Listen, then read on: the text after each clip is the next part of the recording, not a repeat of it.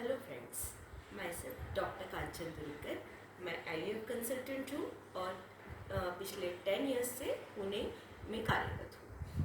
आज हम इस वीडियो में जानेंगे कि PCOS क्या है, PCOS कैसे डायग्नोज होता है, कैसे डिटेक्ट होता है, उसके लक्षण क्या होते हैं, उसमें ट्रीटमेंट किस प्रकार से की जाती है और आगे चल के PCOS के लॉन्ग टर्म साइड इफ़ेक्ट्स क्या होते हैं। सो PCOS बेसिकली PCOS का फुल फॉर्म है पॉलीसिस्टिक ओवेरियन सिंड्रोम। सो PCOS या PCOD मतलब polycystic ovarian disease. So generally routine sonography पे ही कुछ लोगों को जैसे कि पेन एब्डोमेन है या फिर कुछ और प्रॉब्लम है, इस चीज़ के लिए अगर वो सोनोग्राफी करते हैं और उस सोनोग्राफी में डिटेक्ट होता है कि पॉलीसिस्टिक ओवरी अपीयरेंस है सोनोग्राफी में, बट क्या आपको कुछ सिम्टम है या फिर कुछ सिम्टम्स की वजह से आपने सोनोग्राफी की है, ये बहुत मायने रखता है कि आगे आपकी ट्रीटमेंट जो है वो कैसे चलने वाली है। सो PCOS जनरली सोनोग्राफी से हम जान सकते हैं, सोनोग्राफी करके हम जान सकते हैं, पर हर एक में सोनोग्राफी करना ज़रूरी है ऐसा नहीं है। सो लक्षण क्या होते हैं जिनको हम सिम्टम्स कहते हैं, वो क्या होते हैं PCOS के। सो अनियमित पीरियड्स आना, सो पीरियड्स जो है वो रेगुलर नहीं रहना, ये मोस्ट कॉमन जिसको हम सबसे ज़्यादा होने वाला सिम्टम भी कह सकते हैं। सो पीरियड्स अगर आपके रेगुलर नहीं है, इरेगुलर है, सो PCOS ये एक कारण हो सकता है कि आपके पीरियड्स जो है वो अनियमित है। अब इस चीज़ में आप कैसे आगे बढ़ना चाहिए।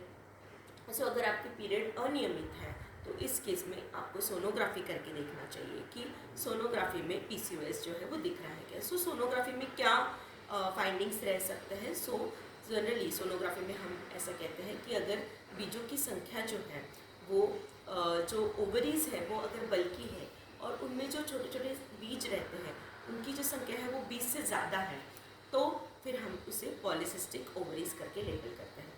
सो जनरली इसमें हमें ऐसा समझ में आता है कि हम जब ओवुलेशन स्टडी करते हैं तो उनमें बीज जो है वो देर से बनना या फिर ना बनना, फिर बन गया है तो वो बीज नहीं फूटना, ये सब चीज़ें हमें PCOS में दिखती है।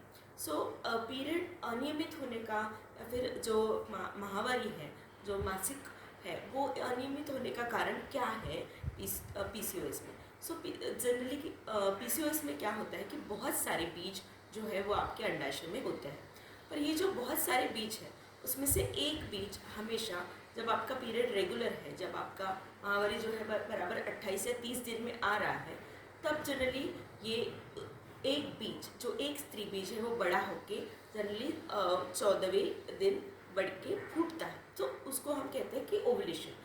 पर PCOS में बहुत सारे बीज होने की वजह से और कुछ हार्मोनल प्रॉब्लम होने की वजह से इसमें से एक बीज जो है वो बड़ा होके नहीं रप्चर होता है।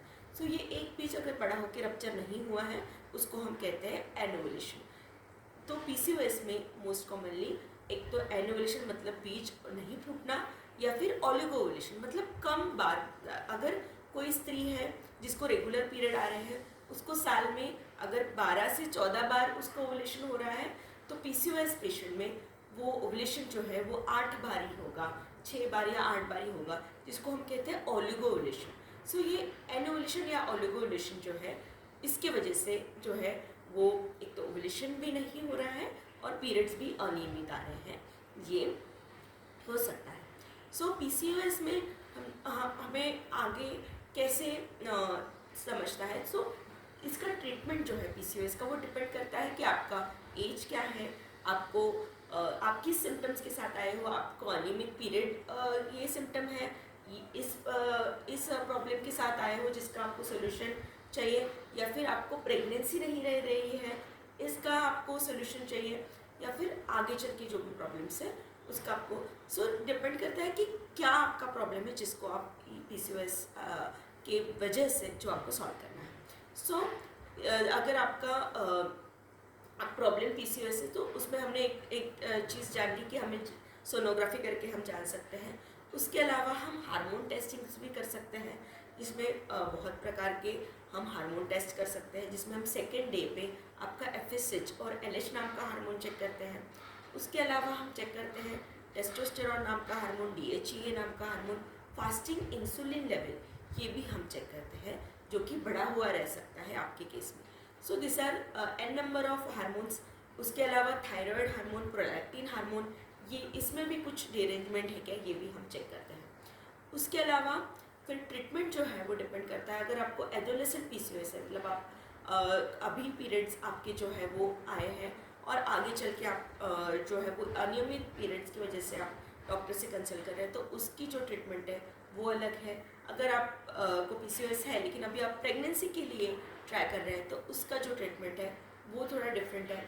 और जो आप आगे जो जाके अगर लॉन्ग टर्म PCOS का प्रॉब्लम है, उसका ट्रीटमेंट भी अलग है। सो ये जो ट्रीटमेंट्स है वो डिपेंड करते हैं कि आपका कौन सा उद्देश्य है जिससे आप ट्रीटमेंट PCOS का करना चाहते हैं। सो ये हो गया है about treatment of PCOS।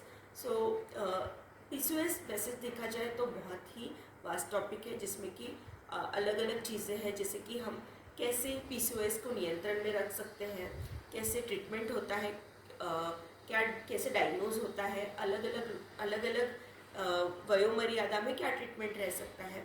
So it is a vast topic, but in this video हम इतना ही जानेंगे कि PCOS क्या होता है और उसके लक्षण क्या होते हैं। सो ये इस वीडियो में हमने डिस्कस किया। आई होप ये वीडियो आपके लिए इन्फॉर्मेटिव था। अगर आप इसके बारे में और कुछ जानना चाहते हैं तो do have a consultation with me. Thank you.